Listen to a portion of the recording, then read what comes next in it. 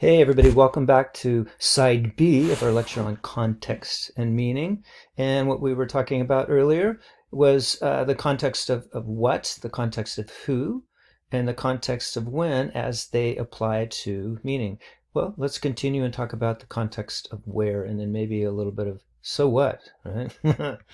Anyways, how does the context of where come into things, right? How does where something is from or where it comes to be located affect its context and meaning?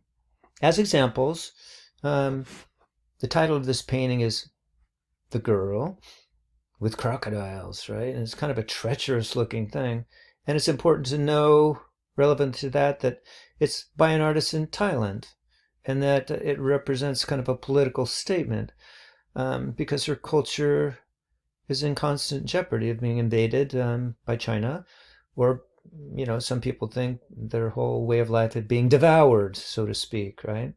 Uh, and so is she in that fear. Anyways, so it becomes a very political statement based on where this piece is from and where it represents the issue, right? Or this sculpture by a Cuban artist, the content implying, hey, take what you're given and keep your mouth shut, right? So it's like another kind of political statement based on the what's going on in the area that it was made, right? But there are also the context of a specific location's qualities, right? Not just politically or whatever, but what are the qualities or the sense of mood about a particular place, right? For example, is this an elegant model, right? What is that, a Victoria's Secret model or something, or not, right? So look carefully at the location and that mood in the room and everything, and you realize that it's kind of dingy, right? Or is this a thriving child, or not, based on her surroundings and that of either her twin or sister or whatever, right? And where a work is placed can also be significant. Like this underwater installation, right? Of distracted individuals, oblivious to their surroundings. It's sort of an ecological statement, right? On the cell phone while this ocean gets ravaged, right? Or this image, like, okay, well, that's kind of a nice painting, but in an unexpected location, right? So we're suddenly startled and it changes the context. Or this beautiful painting, right? Work of art, but using the human body as a canvas, right? Or this, same thing. And icons that we recognize or symbols that we recognize, and things that are, when they're in place, we think of them, that's just kind of helpful. But in other contexts, they can be startling or even a little creepy, right?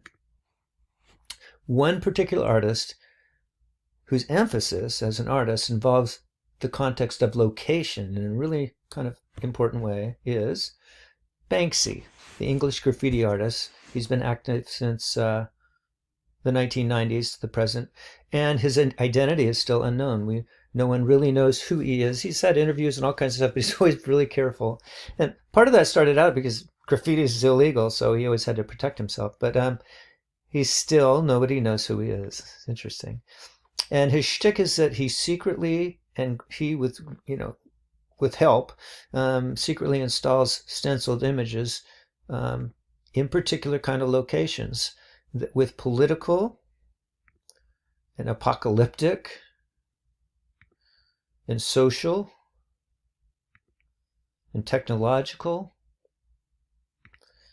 sentimental, and often humorous content. I think that's cute. The little girl's texting, I hate you. Oh, sorry, I heart you.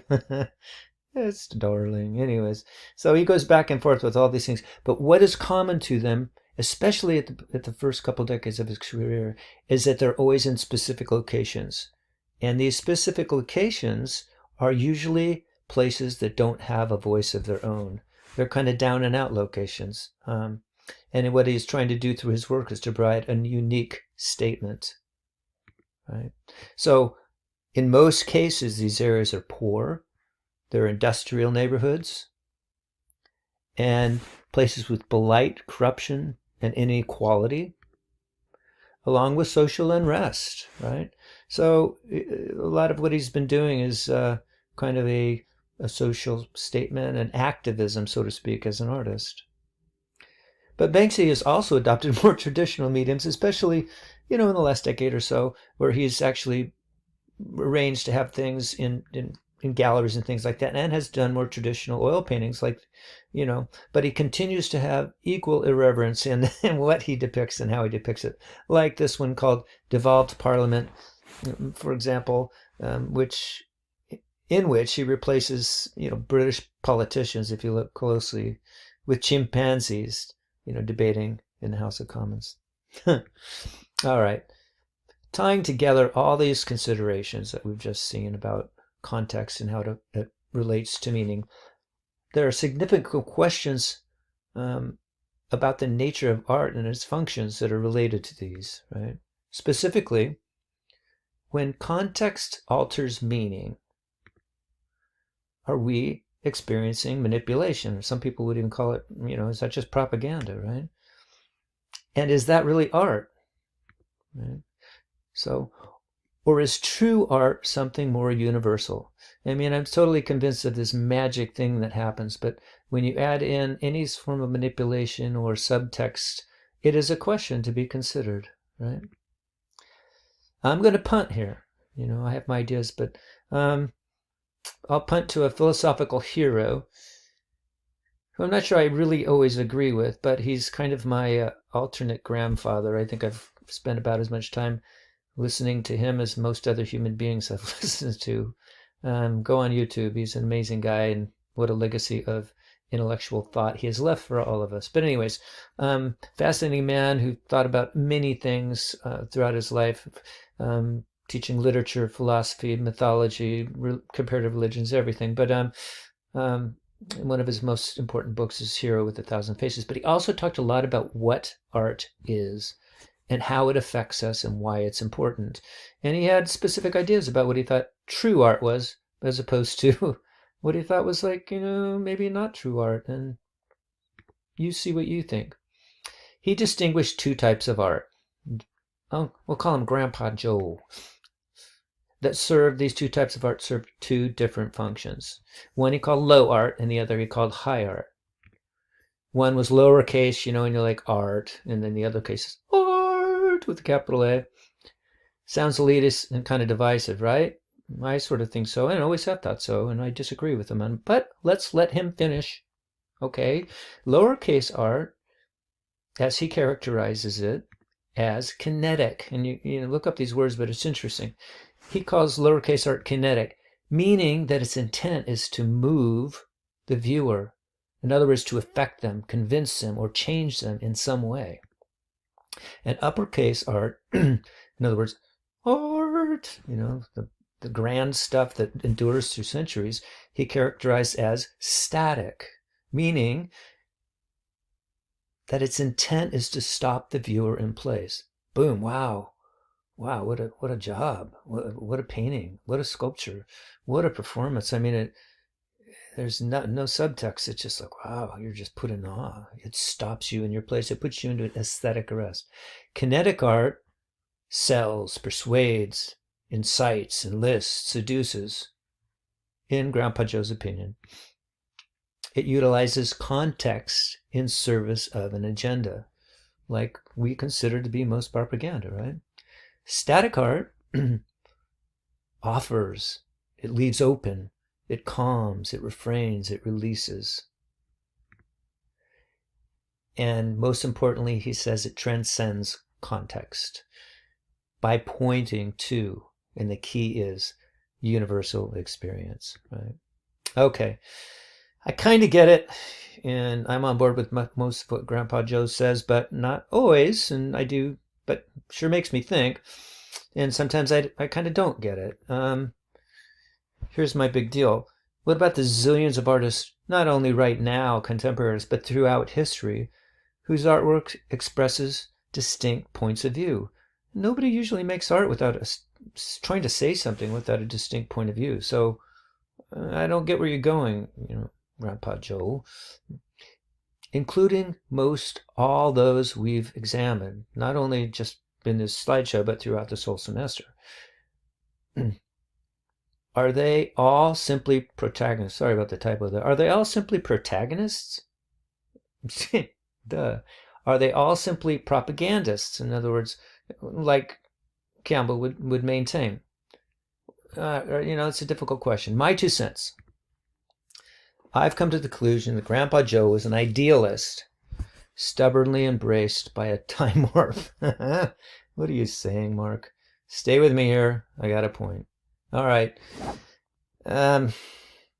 This is an artwork, one of the first times that I looked at something and was just tossed into a state of aesthetic arrest. I was a 20-year-old, the first time I was ever able to make my way to Paris, and I just couldn't stop looking at this thing. And